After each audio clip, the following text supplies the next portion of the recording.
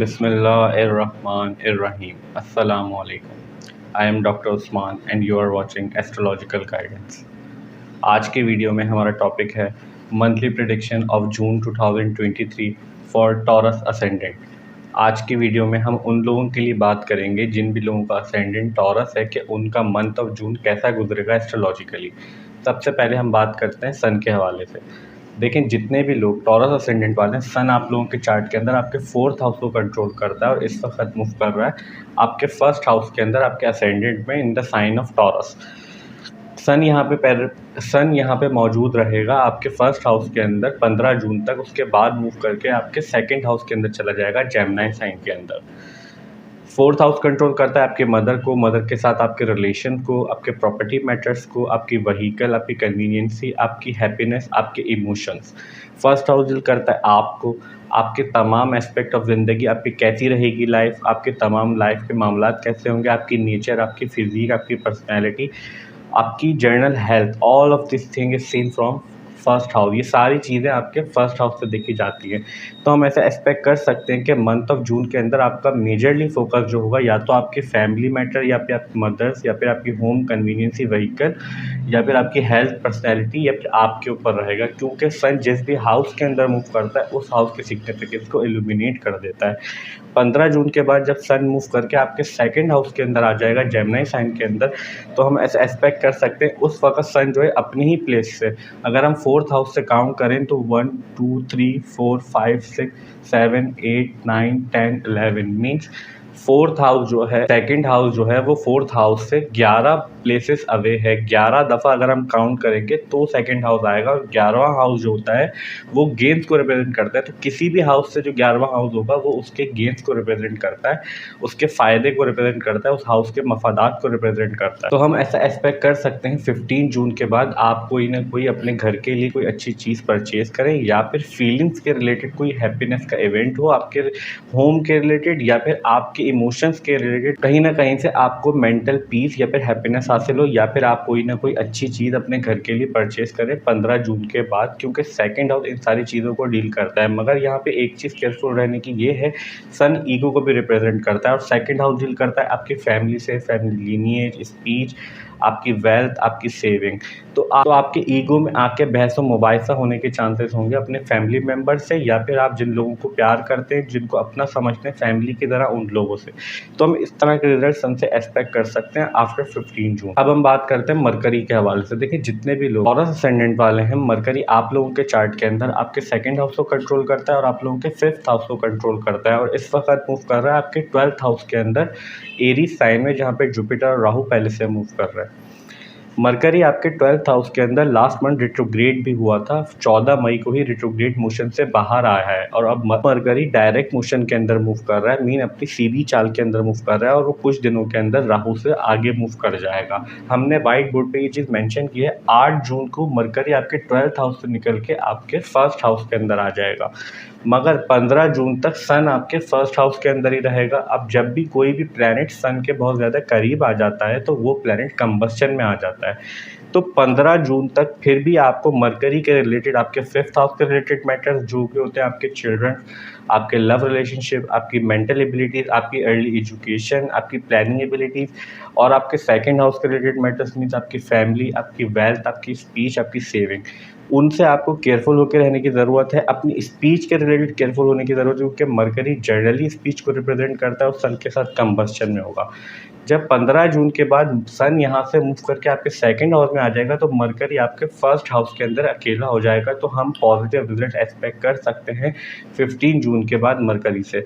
8 जून के बाद भी आपको रिलीफ फील हो सकता है अपनी लाइफ के अंदर, मगर जो प्रॉपर रिलीफ फील होगा वो 15 जून के बाद होगा। तो इस तरह के रिजल्ट हम मरकरी से एक्सपेक्ट कर सकते हैं मंथ ऑफ जून के अंदर। अब हम बात करते हैं वीनस के हवाले से। देखिए, जितने भी लोग टॉरस असेंडेंट वाले हैं, वीनस आप लोगों के चार्ट के अंदर सबसे ज़्यादा इंपॉर्टेंट प्लैनेट है, क्योंकि वीनस आप लोगों के 1st हाउस को कंट्रोल करता है और आप लोगों के 6th हाउस को कंट्रोल करता है, और इस वक्त मूव कर रहा है वीनस आप लोगों के 3rd हाउस के अंदर, कैंसर साइन में, जहाँ पे मास 10 मई के बाद से मूव कर रहा है। जैसा हमने प्रीवियसली बात की, 1st हाउस डील करता है आपसे, आपकी नेचर, आपकी पर्सनैलिटी और आपके तमाम एस्पेक्ट ऑफ लाइफ।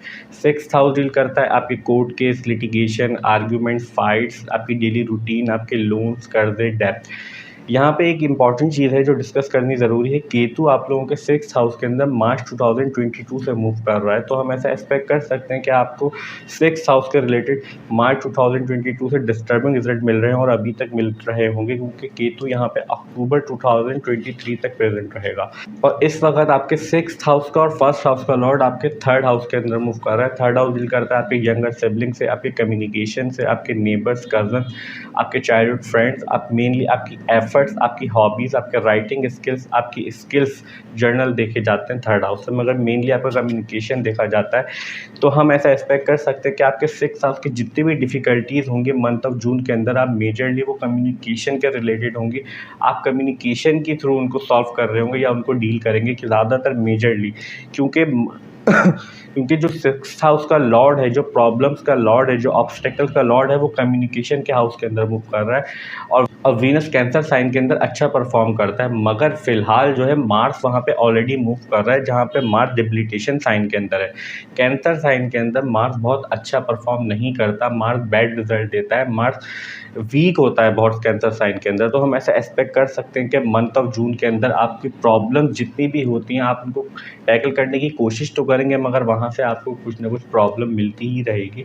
तो हम मंथ ऑफ जून के अंदर आपकी जितनी भी प्रॉब्लम्स, ऑब्स्टेकल, जो भी हार्डशिप्स, आप आर्ग्यूमेंटेशन या अपनी लाइफ के अंदर कोई कोर्ट के इस तरह की चीज़ें अगर आप फेस कर रहे हैं, तो आपको मंथ ऑफ जून के अंदर उनको ऐसे ही पोस्टपोन करते रहना चाहिए, वक्त गुजारना चाहिए, कोशिश करनी चाहिए कि इतनी ज़्यादा डील ना करना पड़े। अगर आप कोई इस तरह की डेट्स होती हैं मंथ ऑफ जून के अंदर, तो कोशिश करें कि वो डेट्स आगे की तरफ रखें, वरना ऐसे चांसेस होंगे कि आपके लिए कम्युनिकेशन के वे के अंदर कुछ ना कुछ प्रॉब्लम हो जाए, क्योंकि आपके कम्युनिकेशन के हाउस के अंदर मार्स मूव कर रहा है। दूसरी इंपॉर्टेंट चीज़ ये है कि जब भी वीनस 3rd हाउस के अंदर मूव करता है, तो ऐसे चांसेस होंगे कि आपके जो यंगर सिबलिंग्स हैं, आपके चाइल्डहुड फ्रेंड्स हैं, आपके कज़न्स हैं, उनके आपके समहाउ आर्ग्यूमेंटेशन होने के चांसेस होते हैं, या फिर समहाउ फाइट्स भी होने के चांसेस होते हैं इमोशनल किसी टॉपिक के ऊपर, क्योंकि मार्स कैंसर साइन के अंदर मूव कर रहा है और कैंसर साइन इमोशंस को रिप्रेजेंट करता है और कम्युनिकेशन के हाउस के अंदर मूव कर रहा है।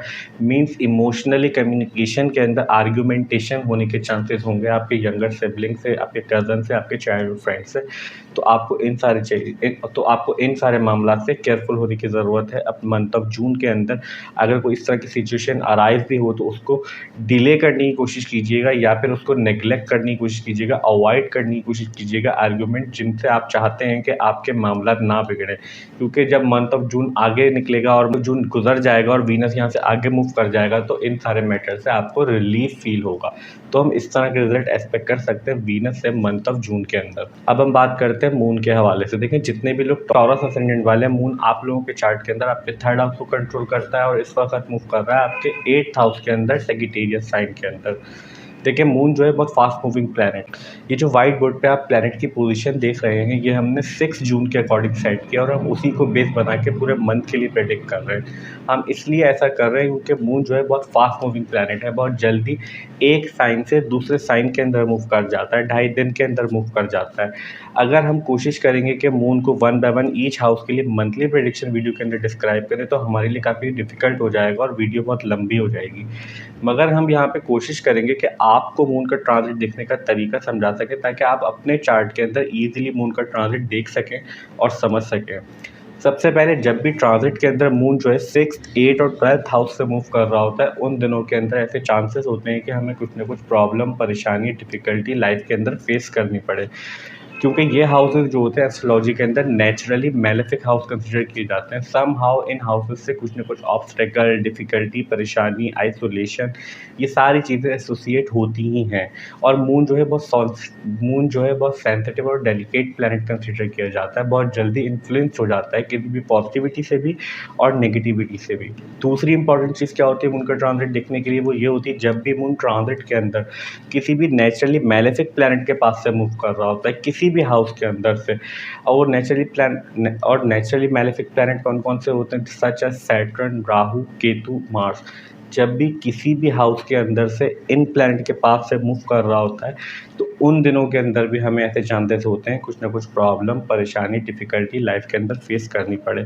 स्पेशली प्रॉब्लम किस तरफ से आती है, वो उस तरफ से आती है जिस भी हाउस के अंदर से मून जो है नेचुरली मैलेफिक प्लैनेट के पास से मूव कर रहा होता है। तो ये तरीक़ेकार होता है मून का ट्रांज़िट देखने का। अब हम बात करते हैं मार्स के हवाले से। देखिए, जितने भी लोग टॉरस असेंडेंट वाले हैं, मार्स आप लोगों के चार्ट के अंदर आपके 12th हाउस को कंट्रोल करता है और आपके 7th हाउस को कंट्रोल करता है, और इस वक्त मूव कर रहा है, जैसा हमने प्रीवियसली बात की, आपके 3rd हाउस के अंदर, कैंसर साइन के अंदर।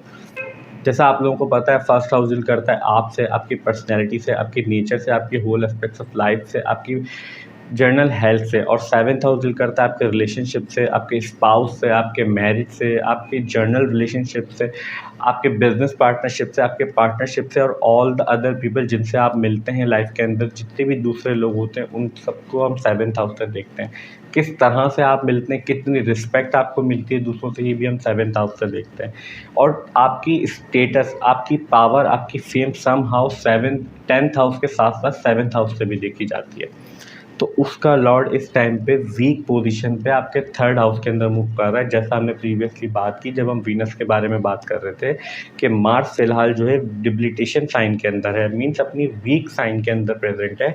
तो हम ऐसा एक्सपेक्ट कर सकते हैं कि अपनी हेल्थ के रिलेटेड, अपने कम्युनिकेशन के रिलेटेड, जैसा हमने वीनस के हवाले से भी बात की, आपको मंथ, अगर हम जनरली सम अप करके बात करें, टॉरस असेंडेंट वालों के लिए ज़्यादा चांसेस ये हैं कि आपको 15 जून के बाद अपनी हेल्थ के रिलेटेड या फिर अपनी पर्सनैलिटी के रिलेटेड थोड़े बेहतर रिजल्ट ज़रूर मिलेंगे, क्योंकि मरकरी आपके असेंडेंट में आ जाएगा।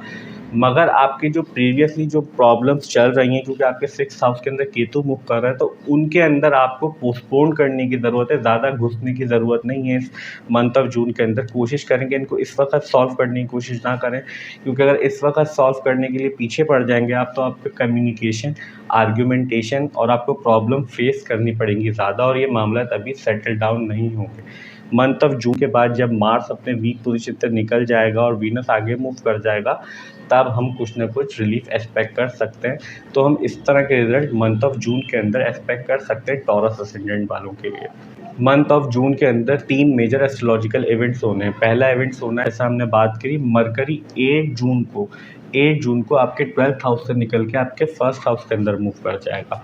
दूसरा मेजर एस्ट्रोलॉजिकल इवेंट्स होना है, सन 15 जून को आपके 1st हाउस से निकल के आपके 2nd हाउस के अंदर जेमिनी साइन के अंदर मूव कर जाएगा।